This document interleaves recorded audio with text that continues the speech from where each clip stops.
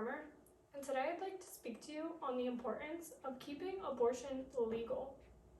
Allow me to ask you a question. How would you feel if someone came up to you and told you that you no longer have the right to freedom of speech? That the First Amendment no longer protects you? Would you feel like your rights are being taken away? Or would you even go as far as to say that the government is trying to control you or your body? It's your thoughts in your mouth, so you should be able to say what you want, right? Well, this is how many women felt as 11 states recently banned or heavily restricted access to abortion. You don't have to personally agree with abortion, but it doesn't mean that you should impose your beliefs onto another person and another person's body. By making abortion illegal, we are limiting a woman's access to healthcare and the rights to her own body and her own decisions. According to the Urban Institute, numerous studies confirm access to legal abortion improves women's economic and social lives. And being denied abortion creates economic hardships and financial insecurity for women and their children. As people who have a right to vote, we need to do so. As banning abortion is wrong and contradicts what America claims to be its foundation of being the land of the free. I plan to inform you on how criminalizing abortions doesn't stop them, the many reasons for abortion that are beneficial, and how you can help personally with this issue. So let's start with how abortion bans that are in place are a problem. For starters, it doesn't stop abortions, it only stops safe abortions. People will still get abortions done unsupervised, which poses more potential for risks and injuries. World Health Organization states almost half of all abortions take place in unsafe conditions, thus resulting in an estimated 23,000 preventable pregnancy-related deaths every year. As well, we're limiting women's rights. When we are limiting a woman's rights, we restrict the choices she can make for her own well-being. An NBC article reports that women who pursue abortions where they aren't legal suffer discrimination by health providers and get stigmatized or harassed by their communities. It also contributes to prison overpopulation.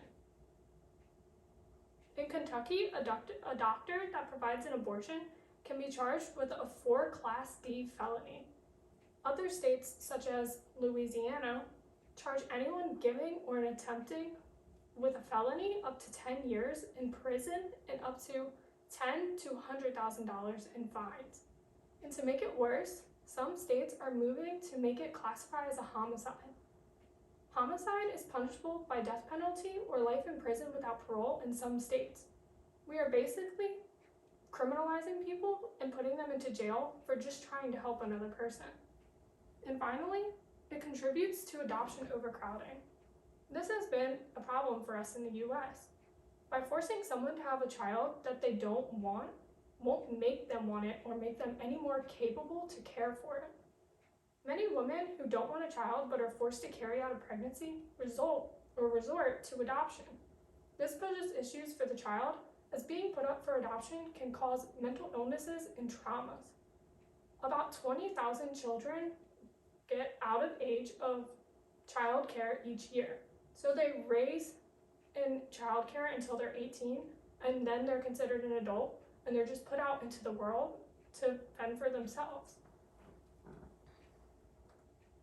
There's a big misperception of why people get abortions, and some people think that they're just a type of birth control, but this isn't right.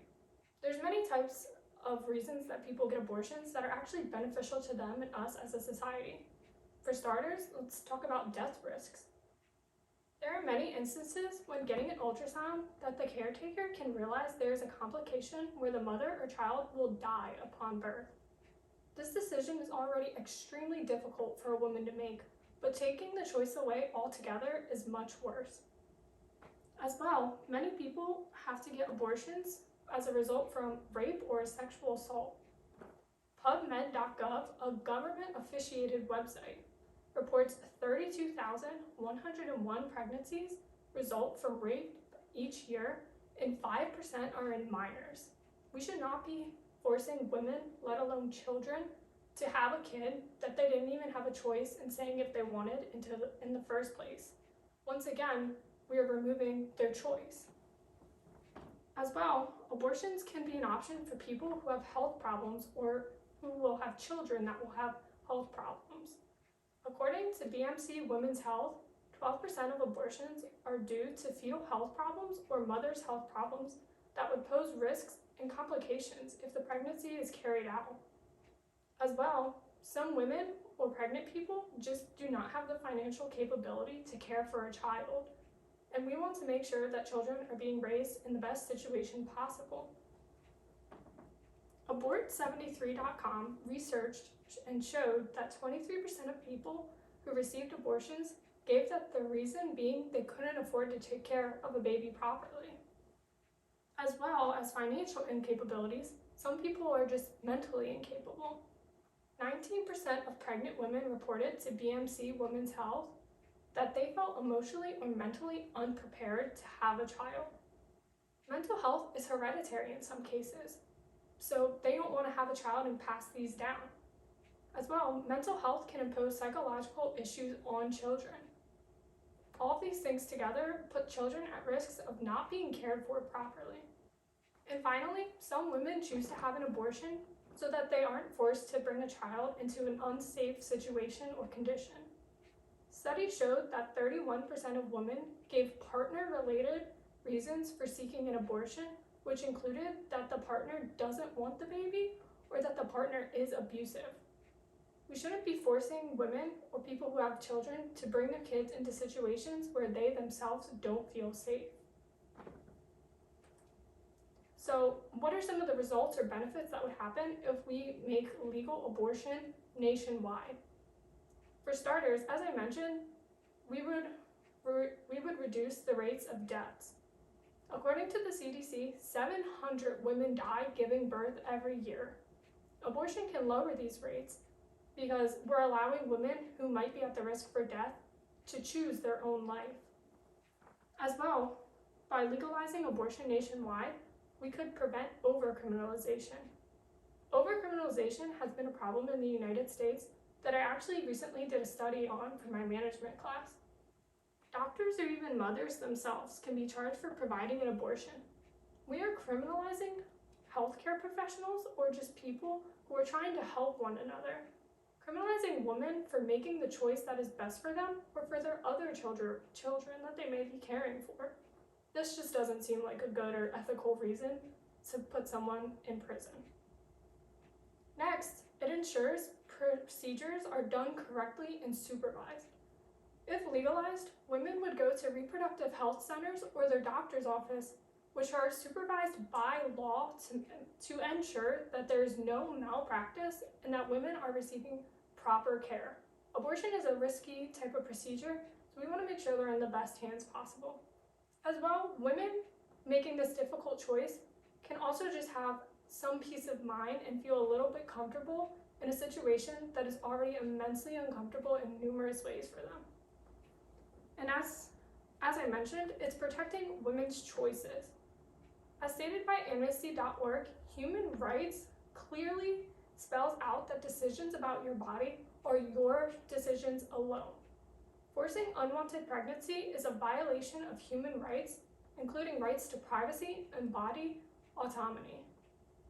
Women should always have the right to choose, and by having this legalized, we could perhaps end the stigma and end discrimination.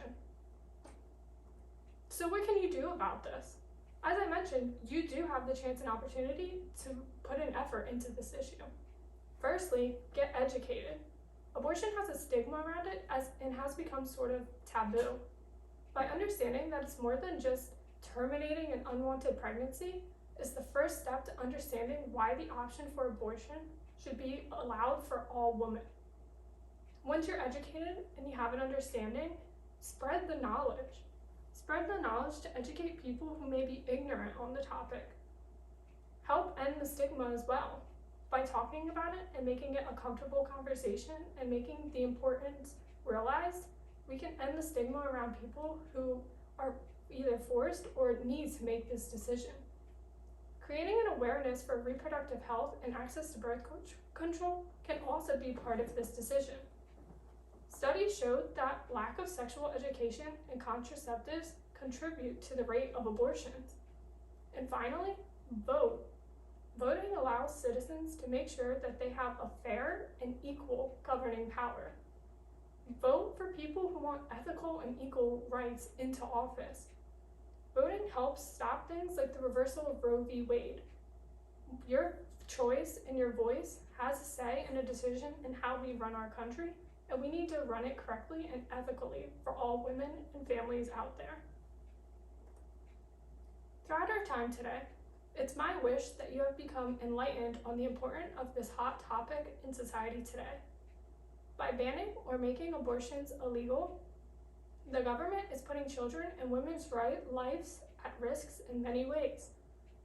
People get abortions for a plethora of reasons, as I mentioned, but some of them being risk of death during birth, risks of birth defects, not financially or mentally capable to care and raise it for a child, and for children that would end up in an adoption system that is far from perfect anyway, and more.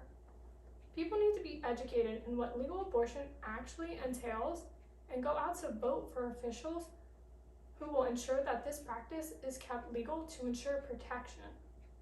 I hope that you've come to the realization that legal access to abortion is access to women's rights, and the access to women's rights is an access to human rights. Next time you're in the voting booth or find yourself in a situation where the topic is abortion, I just ask that you remember our conversation. I want to thank you so much for listening, and if you have any further questions, please feel free to reach out to me.